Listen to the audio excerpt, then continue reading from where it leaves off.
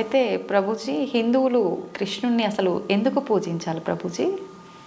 హిందువు అని అంటేనే రామకృష్ణాదులందరినీ కూడా ఆరాధన చేసేవారే. సనాతన ధర్మానికి ఒక మూల స్తంభం, లేదా ఒక విధంగా చెప్పాలి అని అంటే సనాతన ధర్మానికి ఒక అన్నిటికంటే ముఖ్యమైన గ్రంథం మనకి భగవద్గీత. కృష్ణుడిని గీతాచార్యుడు అని అంటారు. కృష్ణం వందే జగత్ గురుం. మనందరికీ గురువు ఎవరు అని అంటే అది శ్రీకృష్ణుడే. గీత ద్వారా అసలు హిందూ అని అంటే ఏంటి, సనాతన ధర్మానికి చెందినవారు అని అంటే ఏంటో తెలుసా అండి?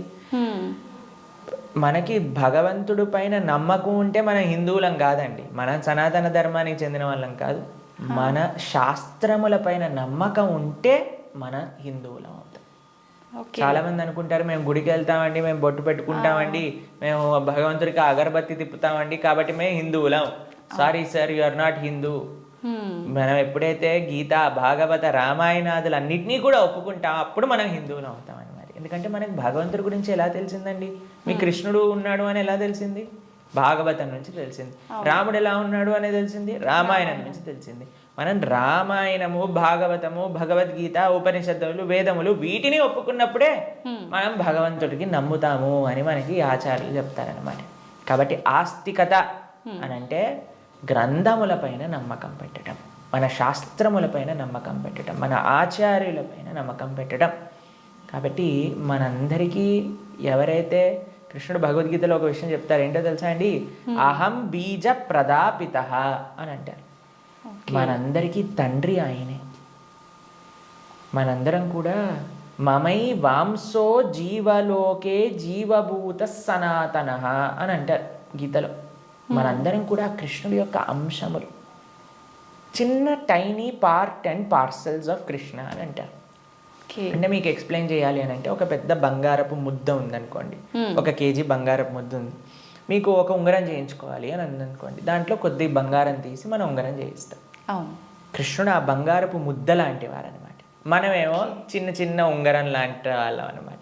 కాబట్టి మనకి కృష్ణుడికి ఉండే సంబంధం ఏంటి అని అంటే, జీవేర స్వరూపహోయ్ కృష్ణేర నిత్యదాస్. మనందరం భగవంతుడి యొక్క దాసులం, భగవంతుడికి సేవకులం అనమాట. కాబట్టి ఆయన సేవ చేయకపోతే ఇంకా మనుష్యే కాదు కదండి. దుర్లభో మానుషో దేహో తదపి దుర్లభమర్థతం మనుష్యత్వం ముముక్షత్వం వైకుంఠ ప్రియ దర్శనం. ఈ మానవ జన్మ లభించిందే భగవంతుని తెలుసుకోవడానికి. కాబట్టి ఆ భగవంతుడి ఆరాధన అనేది ప్రతి ఒక్కరూ తప్పకుండా చేయాలి. మన సనాతన ధర్మంలో కృష్ణ రామ ఆ యొక్క సేవ, వాళ్ళ యొక్క తత్వాలను మనం శ్రవణం చేయటం, వాళ్ళకి సేవ చేయటం అనేది చాలా ముఖ్యం.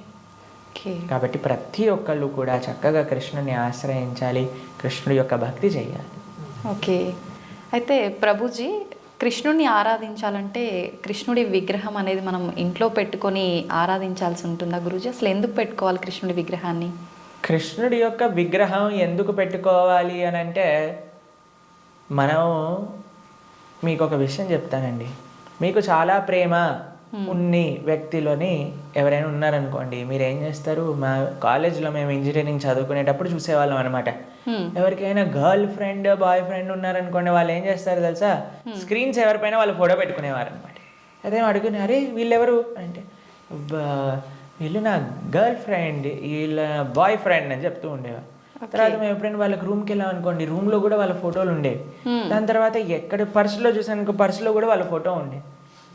మనం ఎవరినైతే ప్రేమిస్తామో వాళ్ళ యొక్క చిహ్నాలతో మన అందరినీ నింపేసుకుంటూ ఉంటాం కదండి. అవును ప్రభుజీ. కాబట్టి మనం భగవంతుణ్ణి ప్రేమిస్తున్నాము అన్నప్పుడు భగవంతుడి యొక్క అవే మన దగ్గర ఉండాలన్నమాట. ఇప్పుడు చూడండి, మేము స్వామి ఆరాధకులం. మా స్క్రీన్ సేవర్లో చూడండి, మీకు కృష్ణుడు కనిపిస్తాడు, పార్థసారథి.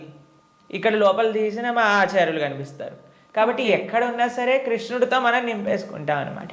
కృష్ణుడు మనకి ఎల్లప్పుడూ గుర్తుండాలి. చాలామంది అంటారు, ప్రభుజీ మాకు కృష్ణుడు గుర్తు రావాలి, రోజంతా మేము కృష్ణ స్మరణలో ఉండాలి అని అంటే, భగవంతుడి యొక్క నామం జపం చేయటం, భగవంతుడిని ఆరాధన చేయటం అనేది చాలా ముఖ్యం. ఓకే. కాబట్టి ప్రతి ఒక్కళ్ళు చాలామంది భయపడిపోతూ ఉంటారు, ప్రభుజీ ఇంట్లో విగ్రహం పెడితే ఆయనకి 3 పూట్ల నైవేద్యం పెట్టాలా, అని అంటే మరి స్వామి మనకి తినడానికి తిండి ఇచ్చింది, మీకు శరీరం ఇచ్చింది, పీల్చడానికి గాలి ఇచ్చింది, చూడడానికి కన్నులు ఇచ్చింది, శక్తినిచ్చింది, మనసునిచ్చిందేమో ఆయనకు పెట్టడానికి మనకి పెద్ద బాధ. ఆయన నుంచి అన్ని వాడుకోవడానికైతే అప్పుడేం అడగట్లేదు, ప్రభుజీ మేము ఇంత వాడేసుకుంటున్నాం కృష్ణుడి దగ్గర నుంచి అని ఎవరు అడగాల్సిన అవసరం లేదు. కానీ కృష్ణుడికి ఇచ్చేటప్పుడు మాత్రం 3 పూటలా పెట్టాలా అండి నైవేద్యము అని అడుగుతారు. నిజంగా అలా పెడితేనే కృష్ణ పరమాత్ముడు మనందరినీ అనుగ్రహిస్తాడా ప్రభుజీ? మీరు ఒక్క విషయం చెప్తానండి. మీ ఇంటికి ఒక గెస్ట్ని తీసుకొచ్చారు, ప్రభుజీ గెస్ట్కి 3 పూట్ల పెడితేనేనా అండి ఆయన పట్ల ప్రేమ ఉన్నట్టు? ఆయన ఉపవాసం ఉంటే నాకేముందండి, ఆయన వచ్చి అక్కడ ఉన్నాడు, ఆయనంతా ఆయన ఉంటాడు, ఆయనకి ఏదైనా ఆకలేస్తూ వండుకొని తినమనండి అని అంటారండి గెస్ట్ని ఎవరినైనా? లేదు ప్రభుజీ. రాగానే మీరు ఇప్పుడు నేను రాగానే నన్ను టీ తాగుతారా కాఫీ తాగుతారా అని అడిగారా? అవును ప్రభుజీ. మరి అడగకుండా పర్వాలేదులే ఈయన వచ్చాడు కదా, ఈయన ఇష్టం ఉన్నట్టు ఈయనని కూర్చొని ఈయననే మైక్ సెట్టింగ్ చేసుకొని ఈయననే షూటింగ్ చేసుకొని వెళ్ళిపోని ఇవ్వండి అంటారా? లేదు ప్రభుజీ. కాబట్టి మనం ప్రేమతో భగవంతుని పిలిచినప్పుడు, భగవంతుడు వచ్చినప్పుడు ఆయనకి సేవ చేసే బాధ్యత కదండి మనకి. అవును. ఆయనకేం కావాలని కాదు, కానీ మనకు ఆయన పట్ల ఉండే ప్రేమను వ్యక్త చేసుకోవడానికి మనం సేవ చేసుకోవాలి. ఇప్పుడు ఆయనకి రావాల్సిన అవసరం ఏముందండి? మీరు ఇందాక అన్నారు, ప్రభుజీ మీరు వచ్చినందుకు చాలా సంతోషమైంది అని. కాబట్టి మనలాంటి ఏదో చిన్న వ్యక్తి ఒకళ్ళ దగ్గరికి వెళ్తేనే మనం సంతోషపడుతున్నామే, అఖిలాండ కోటి బ్రహ్మాండ నాయకుడు మన ఇంటికి వచ్చాడు ఒక విగ్రహ రూపంలో మన సేవ స్వీకరించడానికి అని అంటే ఎంత ఆనందంతో మనం స్వామిని స్వీకరించాలి చెప్పండి, ఎంత విశేషంగా స్వామిని ప్రేమించాలి చెప్పండి. అవును ప్రభుజీ. మన ఇంట్లో భగవంతుడు అంటే ఒక వ్యక్తి, ఆయన మన దగ్గరకు వచ్చారు, మనం పిలిచి నమ్మకంతో వస్తే అక్కడ ఉంటాడు. కృష్ణ అనగానే స్వామి అక్కడ ఉన్నారు. ఇప్పుడు మనం ఏం చేస్తాం, భగవంతుడి యొక్క పూజ అంటే పెద్ద ఏదో వీళ్ళు అనుకుంటారు ఒక ఎక్స్ట్రా బాధ్యత మా తలపైన వేసేస్తారని. కాదండి, ఈజీ. ఇప్పుడు నేను వచ్చాక మీరేమన్నారు, రండి కూర్చోండి, నీళ్లు తాగుతారా, ఏదన్నా తీసుకుంటారా, అంతే భగవంతుడి ఆరాధన. స్వామి వచ్చావా, తర్వాత కూర్చోబెట్టడం, ఆసనం సమర్పణ చేయటం, తర్వాత అర్ఘ్య పాద్య ఆచమనీయాలు ఇవ్వటం. తర్వాత మీరు ఇంటికి గెస్ట్ వచ్చారనుకోండి, అయ్యా వాష్రూమ్ యూస్ చేస్తారా, స్నానం చేసి రండి, ఫ్రెష్ అప్ అవ్వండి అంటారు కదా, స్వామికి స్నానం చేయించటం.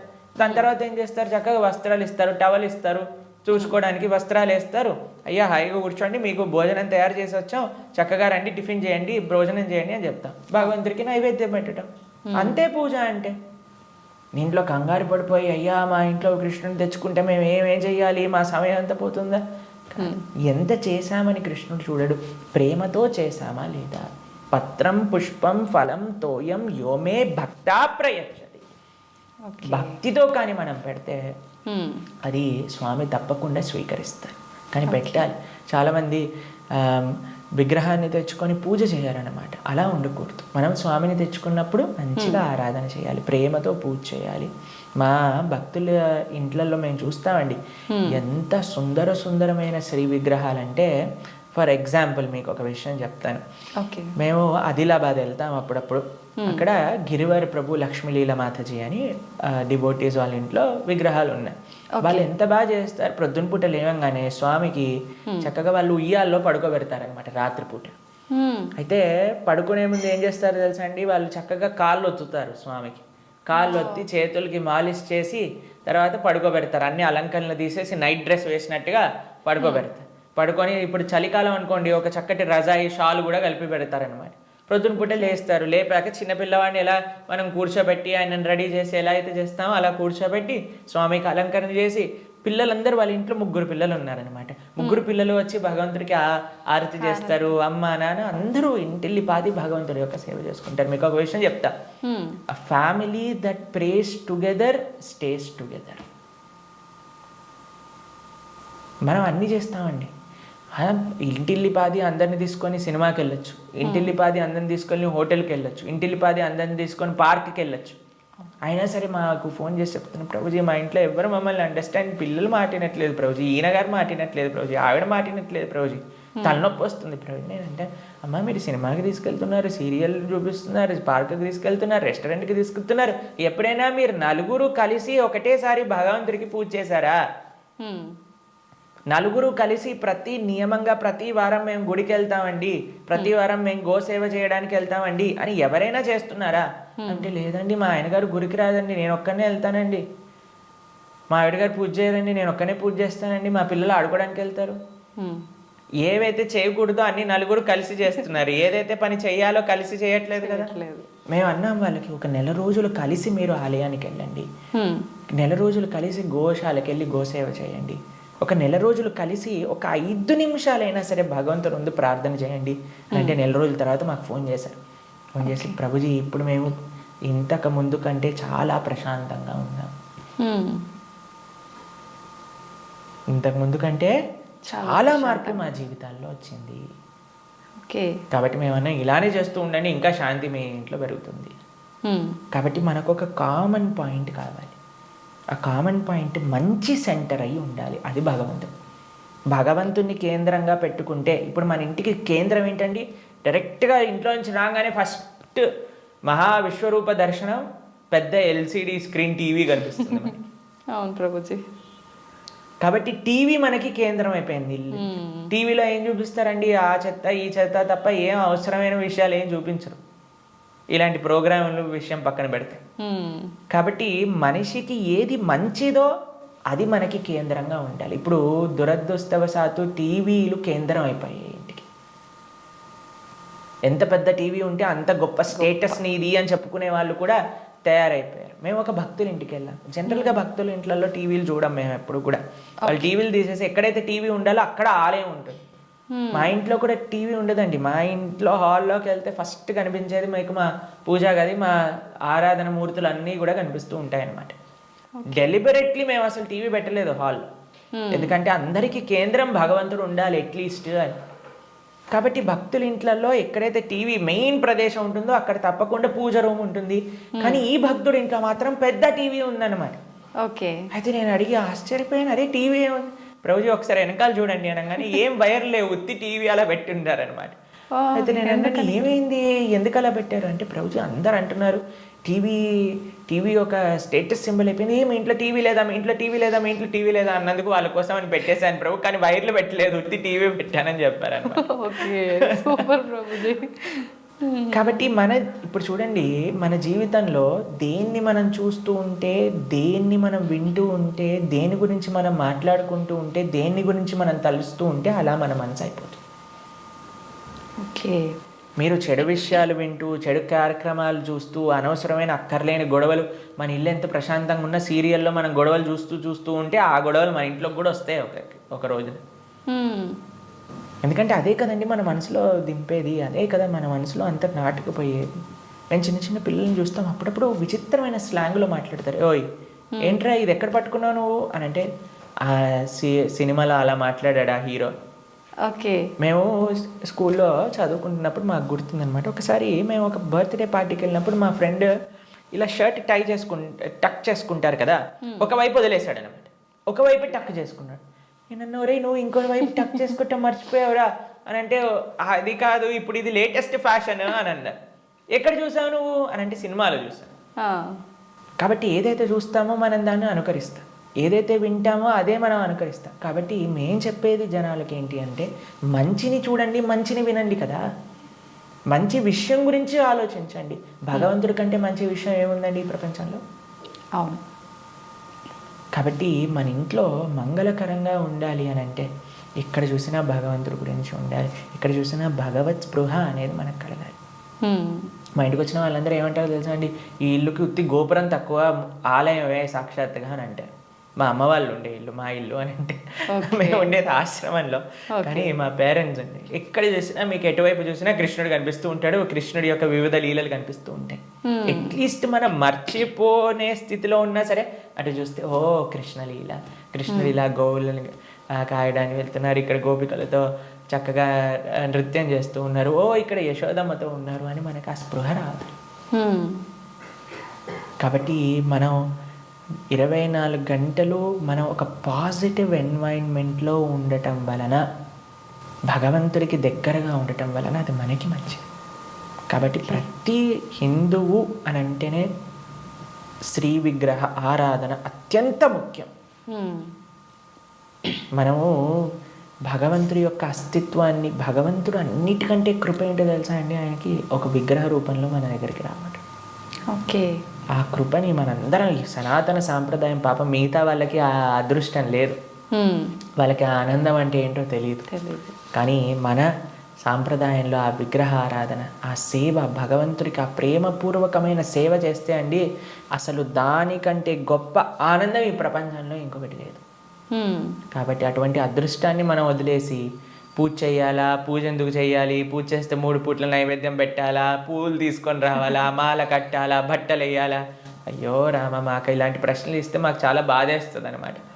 ఎందుకంటే మన పెద్దలందరూ, మన ఆచార్యులందరూ, మన గురువులందరూ భగవంతుడి యొక్క ఆరాధన ఎలా చెయ్యాలి, ఎంత బాగా చెయ్యాలి అని జీవితం యొక్క గోల్ భగవంతుడి ఆరాధన కోసం పెట్టేస్తే, భగవంతుడి యొక్క శ్రీమూర్తులను కాపాడటంలో పెట్టేస్తే, మనం మాత్రం ఇప్పుడు మోడర్న్ డే 21st century హిందువులు పూజ చేయాలా అని అడిగే స్థితిలోకి వచ్చేస్తాం.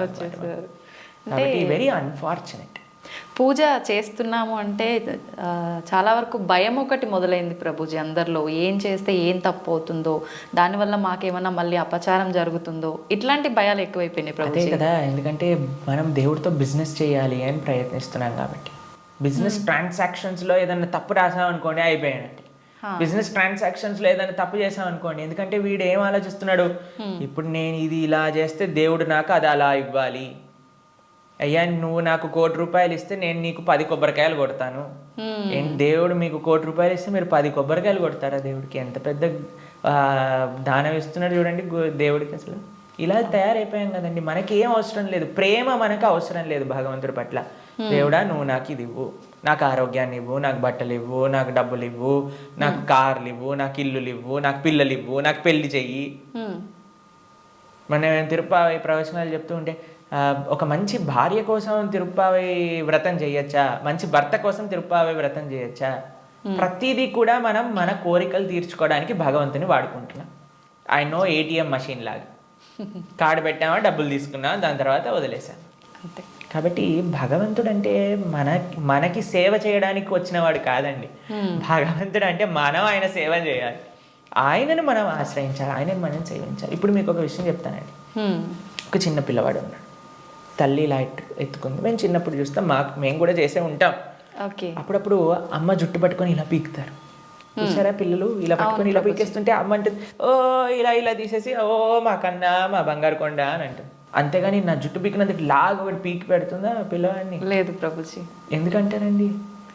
పిల్లల్ని గారాబం చేస్తుంటారు ముద్దుగా, అంటే తెలిసి తెలియని వయసు, ప్రేమ. పాపం వాడికి ఏం తెలుసండి జుట్టు పీకితే నొప్పేస్తుంది మా అమ్మకి అని. కానీ తల్లికి ఆ పిల్లవాడి పైన ప్రేమ అంటే ఏమనిపించదు. అవును, అంతేనా? కొన్నిసార్లు పిల్లలు చూసారా, మూత్రం పోసేస్తూ ఉంటారు. ఆ తాతగారు ఎత్తుకున్నప్పుడు, అమ్మమ్మ ఎత్తుకున్నప్పుడు ఏమని అంటారా అండి, తీసి పిల్లవాడిని ఇలా పడేస్తారా పాట అని? ఇంకా హ్యాపీగా ఫీల్ అవుతారు. ఎంత ఒకళ్ళని చూసానమాట మేము, ఓ మా పిల్లవాడు, మా మనవాడు మూత్రం పోసాడే అని ఎగిలిపోతున్నాడు ఆయన. ఎందుకు?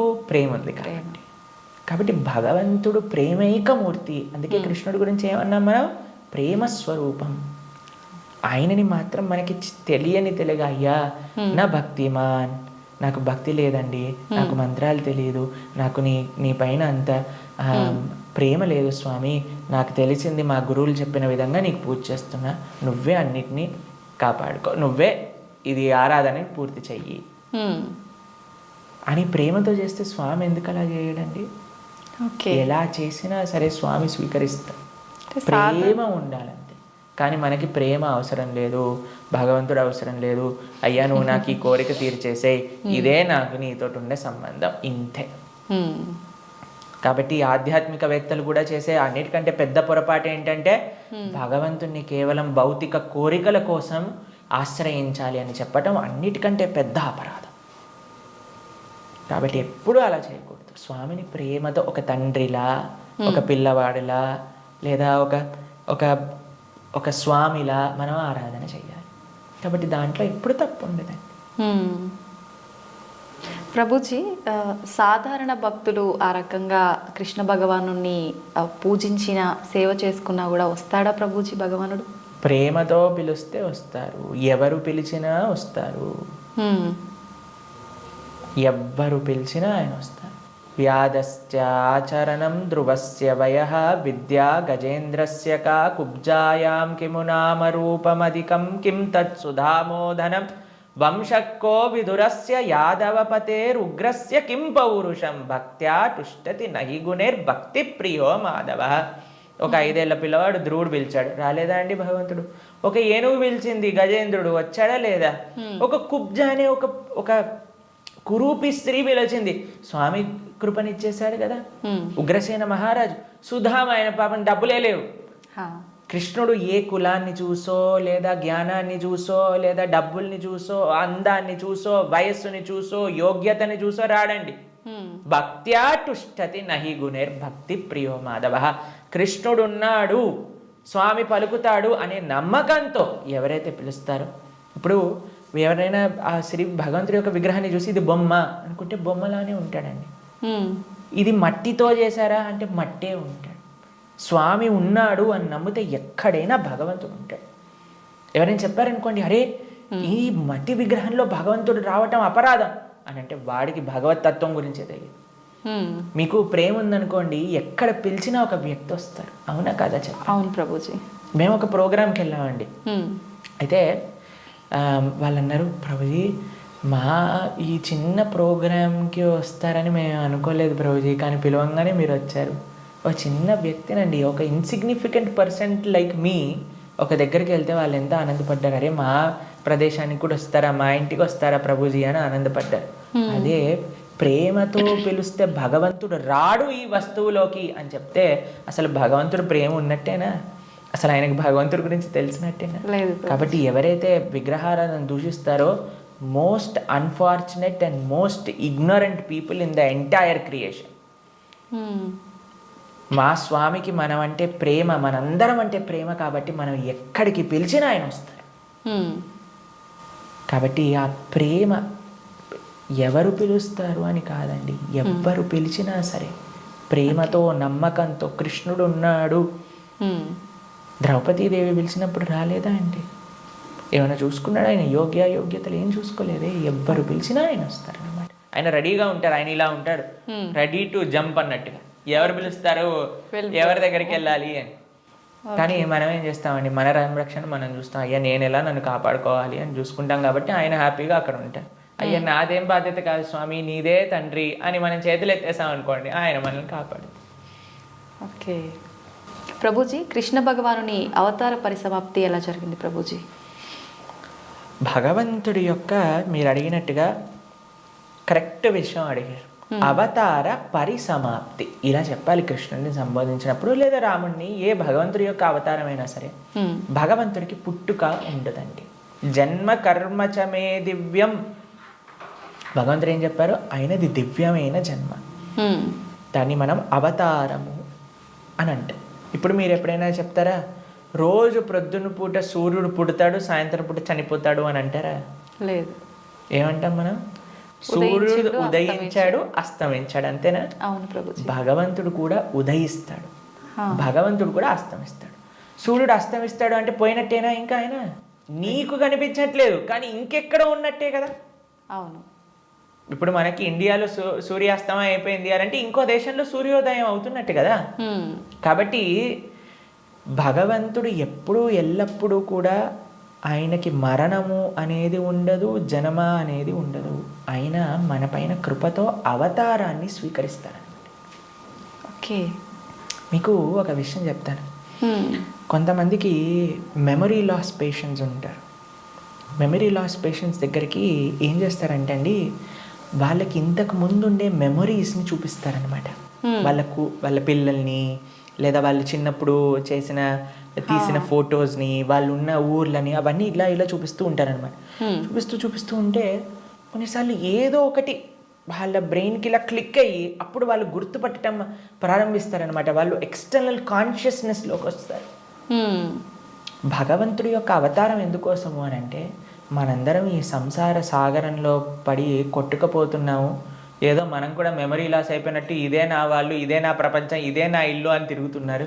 వీడికి వీడి నిజమైన స్వరూపాన్ని చూపించాలి అని స్వామి అవతరించి స్వామి యొక్క లీలల ద్వారా రామాయణ భాగవతాదుల ద్వారా అయ్యా ఇది నువ్వు ఈ ప్రదేశానికి చెందినవాడివి అని మనకు చూపిస్తారు. అప్పుడు ఓ నేనైతే ఈ మనుష్యుని కాదా, ఓ అయితే ఇది నేను ఈ కులానికి చెందినవాడిని కాదా, ఈ ప్రాంతానికి చెందినవాడిని, నేను కృష్ణుడి దాసున్నా, నేను ఉండాల్సింది ఆ భగవంతుడి యొక్క లోకంలో కదా అని మనం కూడా మర్చిపోయిన వాళ్ళకి కొద్దిగా బుద్ధిని ఇవ్వడానికి స్వామి అవతార స్వీకారం చేస్తారనమాట. మనందరం పడిపోయి ఈ సముద్రంలో పడిపోవటం అంటే ఏంటండి, మునిగిపోవటం. అవును. కానీ సముద్రంలో మునిగేవాడిని కాపాడాలి అని అంటే ఎక్కడో ఆకాశం నుంచి కాపాడలేం కదండి, ఆయన కూడా సముద్రంలోకి రావాలి కదా.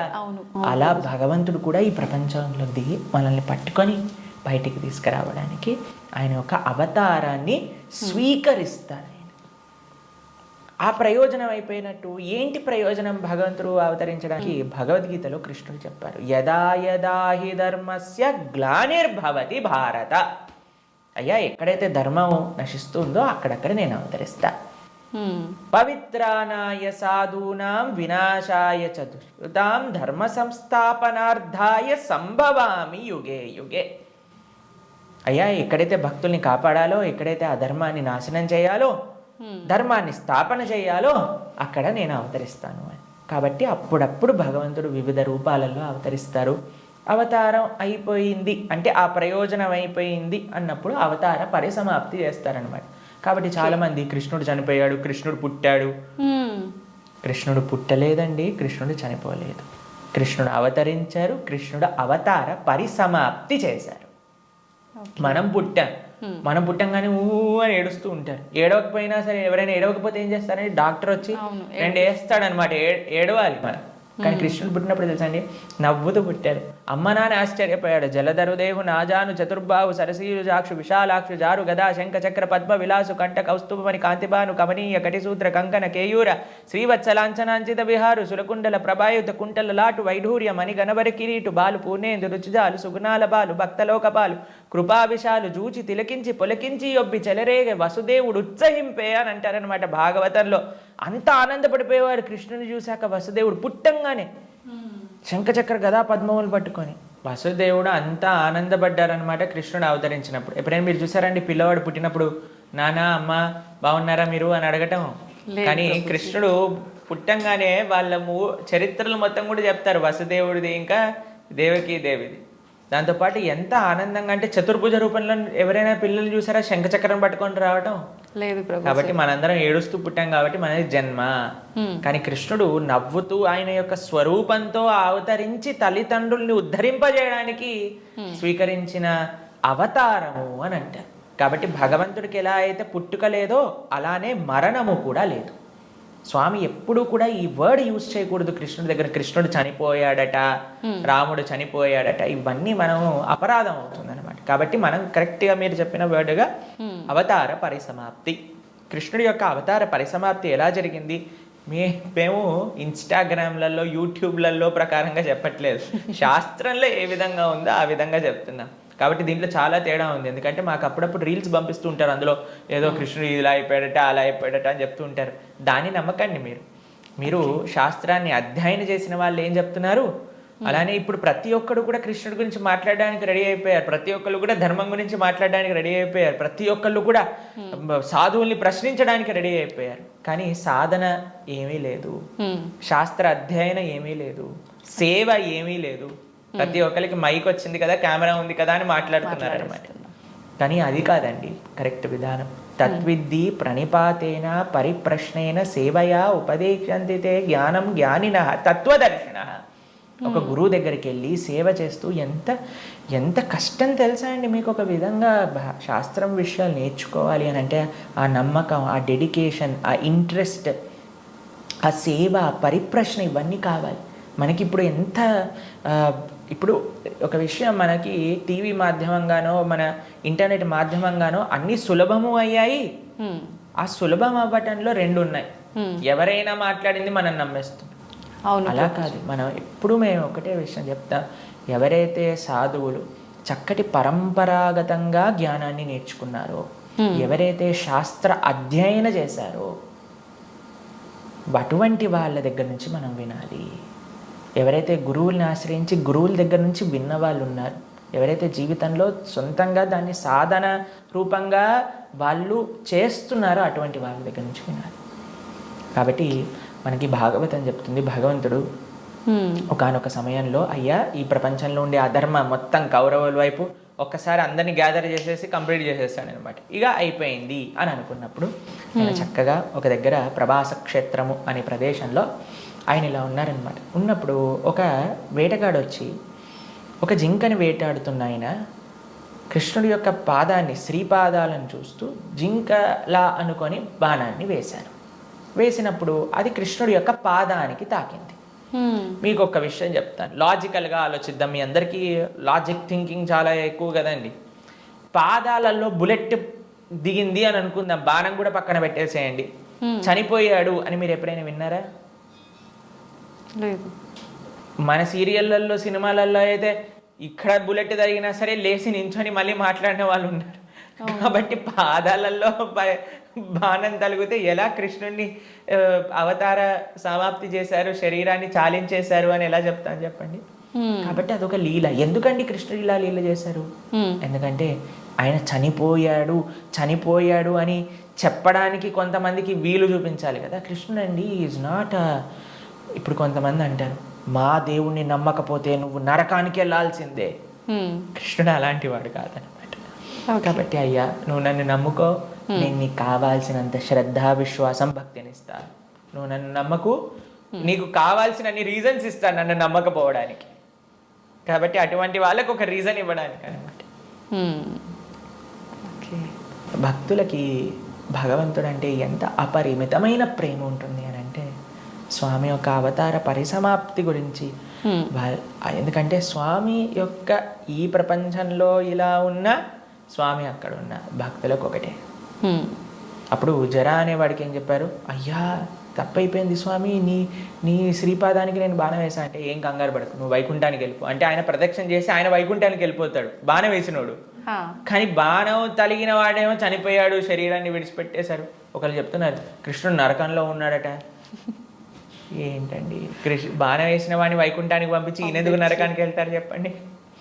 కాబట్టి భాగవతం ఏం చెప్తుంది అని అంటే ఆయన కృష్ణుడు అలానే నమ్ముతూ అందరూ దేవతలందరూ కూడా వాళ్ళ వాహనాలలో ఆకాశాన్ని మొత్తంలో కూర్చొని అయ్యా మా కోసం నువ్వు అవతరించావు, ఇంతమంది దుష్టుల్ని సంహరించావు అని పుష్పవృష్టి కురిపిస్తుండగా స్వశరీరంతో, అలాని శరీరం వదిలేసి కృష్ణుడు ఆత్మ వెళ్ళిపోయింది. కృష్ణుడికి ఆత్మ మనలాగా శరీరం వేరు కాదు, ఆయన సచ్చిదానంద స్వరూపం. మొత్తం ఆయనకి ఆత్మ వేరు, శరీరం వేరు, హార్ట్ వేరు అలా ఉండదండి. స్వామి ఒకటే ఒక అద్భుతమైన స్వరూపం అనమాట. ఆ స్వశరీరంతో ఆయన యొక్క నిత్యధామానికి వెళ్ళిపోయారు. శ్రీవైకుంఠం గోలోకానికి ఆయన చేరుకున్నారనమాట. కాబట్టి ఆయన అవతరిస్తారు, అవతార పరిసమాప్తి చేస్తారు. Appears and disappears. అది భగవతత్వం. ప్రభుజీ, కృష్ణ భక్తుల్ని ఏమంటారు గురూజీ, ఏమని పిలుస్తారు? భగవంతుణ్ణి ఆశ్రయించిన వాళ్ళని, కృష్ణుని విష్ణువుని ఆశ్రయించిన వాళ్ళని వైష్ణవులు అని పిలుస్తారనమాట. కాబట్టి మనకి చాలా మందికి తెలియదు పాపం. చాలా మంది అడుగుతుంటారు వైష్ణవులు అంటే ఏంటి ప్రభుజీ, ఏదైనా కులమా అని అడుగుతుంటారు. వైష్ణవులు అంటే కులం కాదండి, భగవంతుని విష్ణువుని ఆశ్రయించిన వాళ్ళు వైష్ణవులు. కాబట్టి కృష్ణ భక్తులను ఎక్స్క్లూజివ్గా భగవంతున్నే శరణాగతి చేసిన వాళ్ళని వైష్ణవులు, శరణాగతులు అని అంటారనమాట. ప్రపన్నులు అని అంటారు, ముముక్షువులు అని అంటారు. కాబట్టి మనం భగవంతుని ఆశ్రయించిన వాళ్ళని వైష్ణవులు, కృష్ణ భక్తులు అని మనం వ్యవహరిస్తూ ఉంటాం అనమాట. స్వామి నీవే తప్ప ఇతప్పరం బెరుగని, స్వామినే ఆశ్రయించి జీవితాన్ని స్వామి కోసమే సమర్పణ చేసి గజేంద్రుడు ప్రార్థన చేశారు కదండి. ఆ విధంగా స్వామికి మాత్రమే స్వామి దివ్య శ్రీచరణాలకు శరణాగతి చేసిన వాళ్ళని వైష్ణవులు అని అంటారు. ఓకే. అయితే ప్రభుజీ, కృష్ణుని ఒక్కొక్కరు ఒక్కొక్క రకంగా పిలుచుకుంటారు. అసలు నిజంగా కృష్ణుని ఏమని పిలుస్తారు గురు? సాంకేత్యం పారిహాసం సోహం హేళనమేవ వా వైకుంఠనామగ్రహణం అశేషాకహరం విదుహు. అయ్యా ప్రభుజీ, మీరు మంటని ముట్టుకుంటే ఏమవుతుంది అని అంటే ఎవరు ఏ విధంగా మంటని ముట్టుకున్నా కాలుతుంది. అలానే కృష్ణుని ఎవరు ఏ విధంగా పిలిచినా సరే వాళ్ళకి ఫలితం వస్తుంది అనమాట. సాంకేత్యం పారిహాసం స్తోహం హేళనమేవ జోగ్గా చూడు హరే కృష్ణ వాడు వెళ్తున్నాడు అన్నా సరే, కృష్ణనామం అన్నాడా వాడికి ఆ ఫలితం దొరుకుతుంది అనమాట. వీళ్ళు హరే కృష్ణ వాళ్ళు పుస్తకాలు డిస్ట్రిబ్యూట్ చేస్తుంటారు రోడ్డు పైన అని కోపంగా అన్న కృష్ణుడు అని చెప్పాను కదా, పని చేస్తుంది అనమాట. ఏ విధంగా మందు లోపలికి వెళ్ళినా సరే పని చేసినట్టుగా స్వామిని ఎవరు ఏ విధంగా ప్రేమించినా సరే మనం భగవంతుని ఎలా పిలవాలి అని మీరు అడిగారు కదా, ఎలా పిలిచినా ఫలితం ఇచ్చేవాడి యొక్క నామం అయితే ప్రేమతో పిలిస్తే ఇంకేం జరుగుతుంది చెప్పండి అసలు. ఇంకా మంచి అద్భుతంగా ఆ యొక్క భక్తి, ఆ యొక్క ప్రేమ, విశ్వాసంతో మనం ఎప్పుడైతే ఆ భగవంతుడి యొక్క నామాన్ని తీసుకుంటామో, కలో దోష నిదేరాజన్ అస్తి ఏకోన్ మహాన్ గుణాన్ కీర్తనాతేవ కృష్ణస్య ముక్త సంగ పరం వ్రజేత్. ఈ కలియుగంలో అన్ని దోషాలతో నిండిపోయింది. ఎక్కడ చూసినా సరే అండి, మాకు ఫోన్ చేసిన వాళ్ళందరూ ప్రభుజీ ఈ బాధ ఆ బాధ, ఈ కష్టం, వాడు అలా చేశాడు, వీడు ఇలా చేశాడు, వీళ్ళు అలా మోసం చేశారు, వాళ్ళు అలా మాట్లాడుతున్నారు, వీళ్ళు ఇలా ఇబ్బంది పెడుతున్నారు, ఇదే అండి. ఎక్కడ చూసినా సరే, న్యూస్ చూసినా టీవీ చూసినా ఎక్కడైనా ఇదే కదండి అంతా కూడా. ఇక్కడ ఆ యుద్ధం జరుగుతుంది, ఇక్కడ ఈ యుద్ధం జరుగుతుంది, ఇక్కడ ఈ దొంగతనం అయింది, అక్కడ యాక్సిడెంట్ అయింది. ఎక్కడ చూసినా ఈ ప్రపంచంలో కష్టాలే అట. ఈ కష్టాలతో నిండిపోయిన ఈ ప్రపంచంలో నుంచి బయటపడాలి అని అంటే ఏకైక మార్గం ఏమిటి అని అంటే భగవంతుడి యొక్క నామస్మరణ. కేవలం భగవన్నామస్మరణ మాత్రమే మనల్ని తరింపజేస్తుంది ఈ ప్రపంచంలోంచి. అందుకే కృతేయ ధ్యాయతో విష్ణుం త్రేతాయాం యజతో మకై ద్వాపరే పరిచర్యాయాం కలో తత్హరికీర్తనం. ఈ కలియుగంలో శాస్త్రం ఇచ్చిన ఒక అద్భుతమైన ఔషధం ఏంటి అని అంటే భగవన్నామ స్మరణ. ప్రేమతో మనస్సుతో ఆ భగవంతుడి యొక్క నామాన్ని స్మరించాలి. హరే కృష్ణ కృష్ణ కృష్ణ హరే హరే, హరే రామ రామ రామ హరే హరే. ఇది మహామంత్రం. అందుకే హరిర్నామ హరిర్నామైవ కేవలం కలోర్నాస్తైవ నాస్తైవ నాస్తైవ గతిరన్యద అని చెప్పారనమాట శాస్త్రంలో. ఆ భగవంతుడి యొక్క నామస్మరణ తప్ప ఈ కలియుగంలో ఇంకొక మార్గం లేదు తరించడానికి అని కూడా మన శాస్త్రం చెప్తుంది. కాబట్టి ప్రేమతో, భక్తితో, శ్రద్ధతో, విశ్వాసంతో, నమ్మకంతో మనం భగవంతుడి యొక్క నామస్మరణ చేయాలి. ఓకే. అయితే ప్రభుజీ, కృష్ణుడి విగ్రహం పెట్టుకుంటుంటారు చాలామంది. అసలు ఎందుకు పెట్టాలి గురుజీ కృష్ణుడి విగ్రహాన్ని? ఇందాక మనం మాట్లాడుకున్నట్టుగా మనకి ఏ వ్యక్తి పైన అయితే ప్రేమ ఉంటుందో ఆ వ్యక్తి యొక్క స్వరూపం మన దగ్గర ఉంటుంది. కాబట్టి మన యొక్క స్వరూపమే భగవంతుడి యొక్క దాసులు. కాబట్టి భగవంతుడిని ఆరాధన చేయాలి. మనం చాలామంది చేసే తప్పు ఏంటంటే స్వామి లేకుండా అమ్మని, అమ్మ లేకుండా స్వామిని ఆరాధన చేస్తూ ఉంటారు. అలా కాదు, మనం రాధాకృష్ణుని ఇరువురిని ఆరాధన చేయాలి. మీరు ఇంట్లో శ్రీ విగ్రహాలను పెట్టుకుంటున్నారు అని అంటే ఆరాధన కూడా తప్పకుండా చేయాలి. భగవంతుడికి నైవేద్యం పెట్టడం, ఆరతి ఇవ్వటం, ఉత్సవాలు జరపటం, అభిషేకాలు చేయటం, వీటన్నింటినీ కూడా చక్కగా చేసుకోవాలి. ఇది ప్రియారిటీగా చేసుకోవాలి. ఇది చేసుకుంటే మీ జీవితంలో ఆనందం వస్తుందండి. మిగతాది ఏది చేసినా ఆనందం రాదు. కాబట్టి మనం ప్రణవానంద దాస్ అనే యూట్యూబ్ ఛానల్లో మనకి సదాచారం కోర్సులో మనం ఎలా భగవంతుడి యొక్క ఆరాధన చేయాలి అని చెప్పి ఉన్నాం. దాన్ని తప్పకుండా శ్రవణం చేయండి. అలానే భగవంతుడి యొక్క శ్రీ విగ్రహాలు మీరు తీసుకునే ముందు మనం సంపూర్ణ భాగవతాన్ని చెప్పుకున్నాం. గీతా భాగవతాలు మన ప్రణవానంద దాస్ అనే ఛానల్లో మీకు లభిస్తాయి. ఈ మొత్తం సిరీస్ని శ్రవణం చేయండి. అప్పుడు మీకు అసలు ఎందుకు నేను భగవంతుని ఆరాధన చేయాలి అనే దానిపైన క్లారిటీ వస్తుంది. దాని తర్వాత ఎలా ఆరాధన చేయాలి అనేది మీరు తర్వాత చూసుకుందరు. కానీ కాబట్టి మనం హిందువులుగా కేవలం నేమ్ సేక్ హిందూస్ అవ్వకూడదు. కేవలం బొట్టు పెట్టుకునే హిందూస్ అవ్వకూడదు. శనివారం ఉపవాసం చేసే హిందువులం అవ్వకూడదు. సంవత్సరానికి ఒకసారి వెంకటేశ్వర స్వామి దర్శనం చేసుకునే హిందువులం అవ్వకూడదు. మనం అవ్వాలి అని అంటే మన సనాతన ధర్మం యొక్క తత్వం ఏంటి, గీతా భాగవతాలు ఏం చెప్తున్నాయి, అసలు హిందూ అంటే ఏంటి అని ఫస్ట్ తెలుసుకోండి. దాని తర్వాత మీ జీవితంలో ఒక పర్పస్ అనేది మీకు లభిస్తుంది. ప్రభుజీ, సంక్రాంతి పండుగ రాబోతుంది. సంక్రాంతి పండుగ అసలు విశిష్టత ఏంటి ప్రభుజీ మీ మాటల్లో? ముందుగా మీ అందరికీ సంక్రాంతి శుభాకాంక్షలు. మనకి సంక్రాంతి ఒక హార్వెస్ట్ ఫెస్టివల్గా మనం చేసుకుంటాం అనమాట. పంటలన్నీ చేతికొచ్చే సమయానికి రైతులందరూ కూడా ఎంతో ఆనందంగా చేసుకునే ఫెస్టివల్. దాంతోపాటు ఉత్తరాయణ పుణ్యకాలం స్టార్ట్ అవుతుందన్నమాట. మనకి దక్షిణాయనం, ఉత్తరాయణం అని రెండు ఉంటాయి. మన దేవతలకి మన మనుష్యుల కాలమాన ప్రకారంగా 6 నెలలు వాళ్ళకి రాత్రి, 6 నెలలు పగలు. కాబట్టి ఈ సంక్రాంతి నుంచి ఉత్తరాయణము అనే ఒక పుణ్యకాలం స్టార్ట్ అవుతుంది అని చెప్తారనమాట.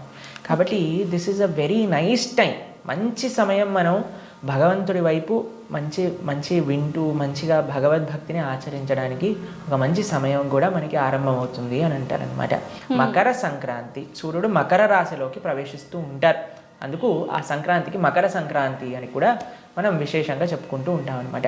కాబట్టి మన తెలుగు వాళ్ళకి చూస్తే ఎన్నో సంస్కృతి సాంప్రదాయాలతో కలిగి ఈ పండగను మనం చేసుకుంటాం. ముగ్గులు వేసుకోవటం కానీ, గొబ్బెమ్మలు పెట్టడం కానీ, హరిదాసులు, గంగిరెద్దులు, కైట్ ఎగరేటాలు, పిండి వంటలు, సకినాలు, అరిసెలు. కాబట్టి చాలా పెద్ద విశేషమైన ఉత్సవం మనందరికీ. కొన్ని ప్రదేశాలలో బొమ్మల కొలువులు పెడుతూ ఉంటారు.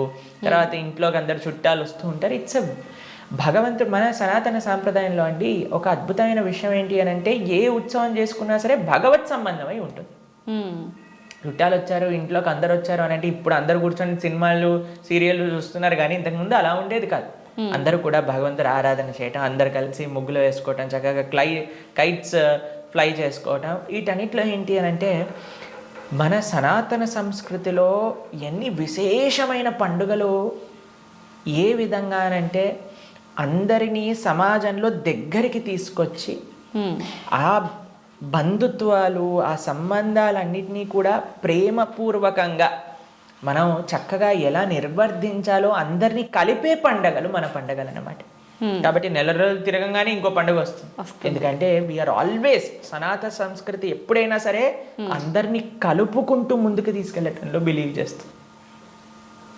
ఏ పండగ ఏ ఉత్సవం అయినా సరే మన ఇంటికి రావటం, అందరితో కలవటం, మంచి మాట్లాడటం. మీకు ఒక సజెషన్ ఏంటి అని అంటే, అందరూ కలిసి ఉన్నప్పుడైనా మన నిత్య పార్ట్నర్ మన ఫోన్ కొద్దిగా పక్కన పెట్టి బంధువులతో మాట్లాడటం, వాళ్ళని చక్కగా వాళ్ళతో సమయాన్ని స్పెండ్ చేయటం అలా మనం చేసుకోవాలి. కాబట్టి అందరితో కలిసి భగవంతుడి యొక్క ఆరాధన చేసుకుంటూ చక్కగా నైవేద్యాన్ని భగవంతుడికి సమర్పణ చేసి అందరితో పంచుకుంటూ ఎంత చక్కటి సంస్కృతి సాంప్రదాయం మనం చూస్తాం. ముగ్గులు వేసుకోవటం, హరిదాసులు రావటం, కృష్ణ భగవన్ నామాన్ని కీర్తిస్తూ వాళ్ళు వెళ్తారు. గంగిరెద్దులు, ఇంతకుముందు ఇవన్నీ చూసేవాళ్ళు, కానీ ఇప్పుడు అన్ని చోట్ల డీజేలు, బాలీవుడ్ సాంగ్స్, వాటి తప్ప ఇంకేం కనిపించట్లేదు. కాబట్టి ఎవ్రీ ఫెస్టివల్ మనం మార్చేసుకుంటూ ఉన్నాం, మన సంస్కృతిని డిస్ట్రాయ్ చేస్తూ ఉన్నాం అనమాట. అలా కాకుండా అట్లీస్ట్ ఇలాంటి ట్రెడిషనల్ ఫెస్టివల్స్ వచ్చినప్పుడు మన ట్రెడిషన్స్ వైపు మనం వెళ్ళడానికి ప్రయత్నం చేద్దాం. Traditional clothing, traditional music, traditional food, in the sense everything should be traditional. అప్పుడే మనం కాపాడుకున్న వాళ్ళం అవుతాం ఈ సంస్కృతి సాంప్రదాయాలన్నింటినీ కూడా.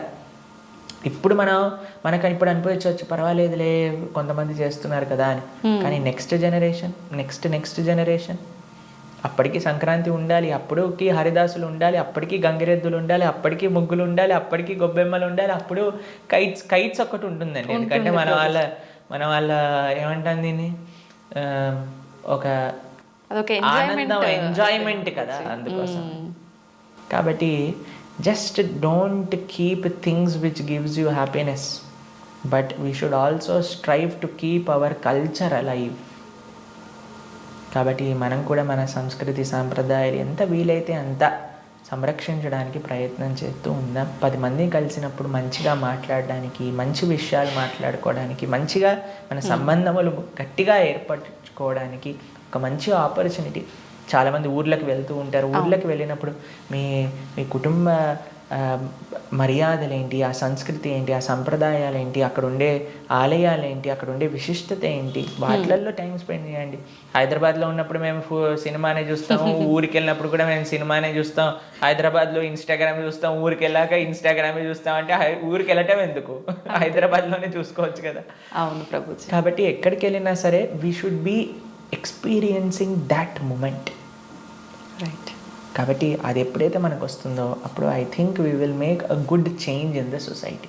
కాబట్టి సంక్రాంతి పండుగ, దీపావళి పండుగ, దసరా పండుగ, ఇవన్నీ పండుగలు ఎందుకు అని అంటే మనందరినీ భగవంతుడితో జోడించడానికి, అందరూ కలిసి భగవంతుడి దగ్గరికి ప్రయాణించడానికి అన్నమాట. కాబట్టి అన్ని పండుగలలో భగవత్ సంబంధం, మన బంధుమిత్రుల భాగవత సంబంధం.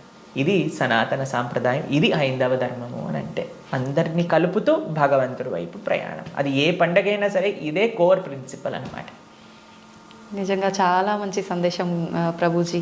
చాలామంది మీరు అన్నట్టుగా ఫోన్లు, ఫేస్బుక్లు, ఇన్స్టాగ్రామ్లు, టీవీలు, ఏ కొత్త ప్రోగ్రామ్ వస్తుందా టీవీ ముందు కూర్చొని చూద్దాము అనే పోకడలోనే ఉన్నారు. కానీ మీరు అన్నట్టుగా ఫ్యామిలీతో టైం స్పెండ్ చేద్దాము అనే ఆలోచన చాలా తక్కువ మందిలో ఉంది ప్రభుజీ.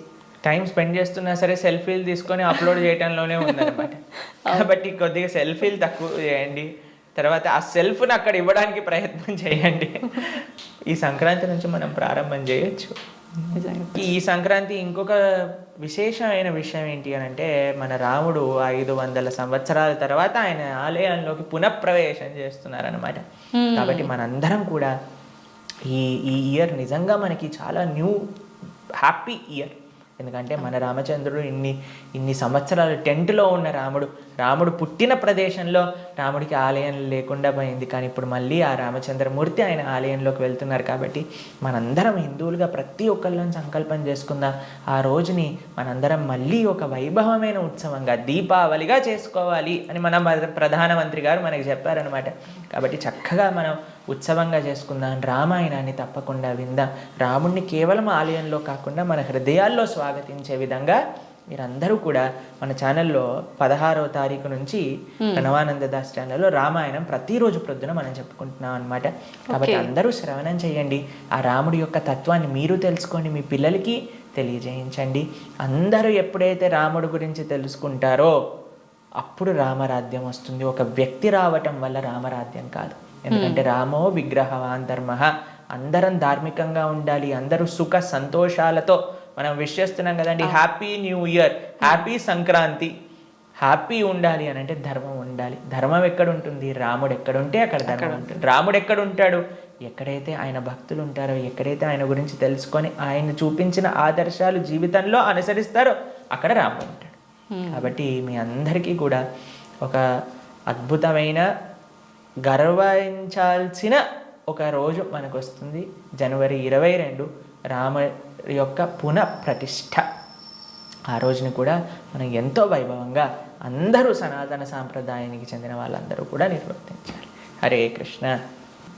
నిజంగా మిమ్మల్ని కలిసినందుకు, మీతో ఇంత మంచి మాటలు నేను విన్నందుకు చాలా సంతోషంగా ఉంది ప్రభుజీ. మాకు కూడా చాలా సంతోషంగా ఉంది, మీతో మంచి విషయాలు పంచుకున్నందుకు, మంచి ప్రశ్నలు మీరు అడిగినందుకు చాలా సంతోషం. మీకు కూడా సంక్రాంతి శుభాకాంక్షలు. Thank you Prabhuji. మీకు కూడా నా వైపు నుంచి, మా ప్రేక్షకుల వైపు నుంచి సంక్రాంతి శుభాకాంక్షలు. Thank you very much Prabhuji. Hare Krishna.